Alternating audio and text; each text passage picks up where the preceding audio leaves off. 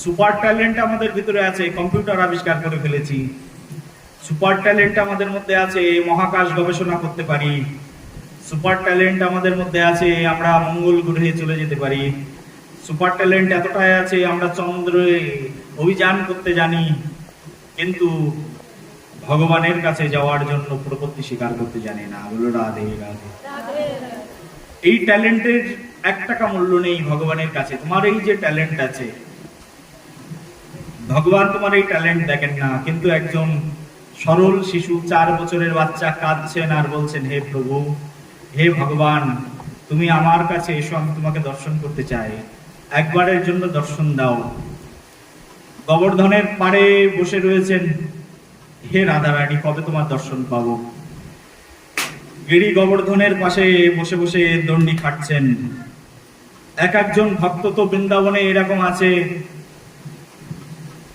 পরিক্রমা শুরু করেছে গিরি গোবর্ধনে, 40 বছর পরে পরিক্রমা শেষ হবে, 40 বছর ধরে পরিক্রমা দিচ্ছে। আপনার এত ধৈর্য আছে? 40 বছর পরিক্রমা করব।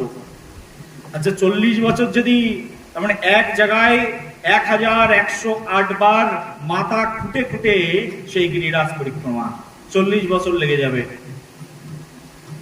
3 বার পরিক্রমা করব গিরি গোবর্ধন। কেউ 50 বছর বয়সে পরিক্রমা শুরু করেছে, কেউ 20 বছর বয়সে পরিক্রমা শুরু করেছে। 50 বছর বয়সে যে পরিক্রমা শুরু করেছে, 40 বছর যদি পরিক্রমা করে, তার বয়স হবে 90 বছর। সে 90 বছর নাও বাঁচতে পারে। বলো রাধে রাধে। প্রেম সে বলো সে 90 বছর নাও বাঁচতে পারে, তাও পরিক্রমা করছে। যদি পরিক্রমা করতে করতে এখানেই আমার মৃত্যু হয়ে যায়, হে রাধারানী, কিছু পায় আর না পায়, তোমার চরণ তো পাবো। এই জগতে কিছুই হয়তো পেলাম না, কিন্তু তোমার চরণটা তো পাবো, তোমার চরণেই তো আমার মৃত্যু হয়ে যাবে। কতটা ধৈর্য ভগবানের প্রতি, কতটা ত্যাগ, কতটা তিতিক্ষা বৃন্দাবনের ভক্তদের চিন্তা করতে পারেন। কারোর 20 বছর বয়স, যৌবন বয়স, এই বয়সে কোথায় সেলফি তুলে বেড়াবো, দামি মোবাইল ব্যবহার করব, একেবারে স্টাইলিস্ট বাইক কিনে গার্লস ফ্রেন্ডদেরকে ঘুরিয়ে বেড়াবো সমাজ সংস্কৃতির মধ্যে।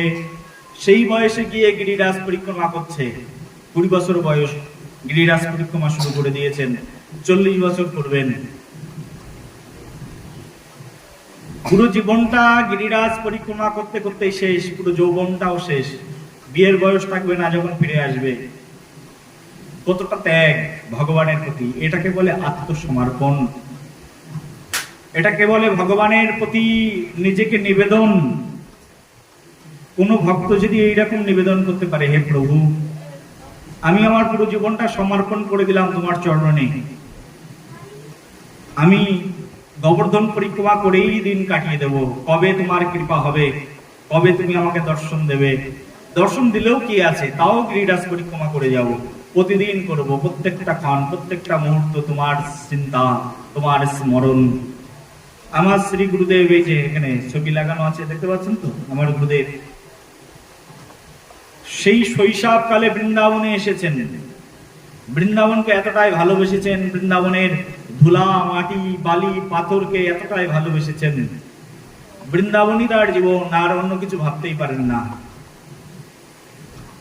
যেখানে পরিক্রমা করেন, যেখানে প্রণাম করেন, সেখানে 8 বার 108 বার পরিক্রমা লাগান, সেখানে 108 বার প্রণাম করেন, প্রণাম করে করে পরিক্রমা লাগান। কতটা ত্যাগ, ভগবানের প্রতি কি ভালোবাসা, কি আত্মনিবেদন। কত হাজার মানুষ আসছে, দেখছে, চলে যাচ্ছে, ওনার কোনো কিছুতেই যেন কোনো আসক্তি নেই। একমাত্র আসক্তি, একমাত্র শুধু তার আসক্তি, একমাত্র শরণাগতি শ্রীমতী রাধারানীর চরণারবিন্দ। সবকিছুই রাধারানীর চরণে সমর্পণ। হে রাধারানী, যদি আমি তোমাকে লাভ করি, এই জগতে আর কোনো কিছু লাভ করার বাকি থাকবে না। কতটা ত্যাগ, কতটা তিতিক্ষা। আমার গুরুদেবের 110 বছর বয়স হয়ে গেল, কোনোদিন নাতিপুতির কথা মনে করেন না, কোনোদিন সংসারের কথা মনে করেন না।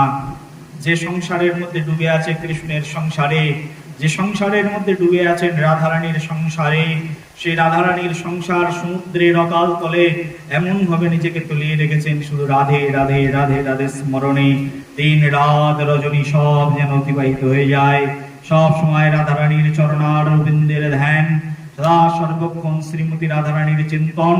এমন রাধারানীর চিন্তন, রাধা রাধা করতে করতে স্বয়ং রাধারানী এসেই তাকে দর্শন দিয়ে দেন। বলো নিতাই গৌর হরি।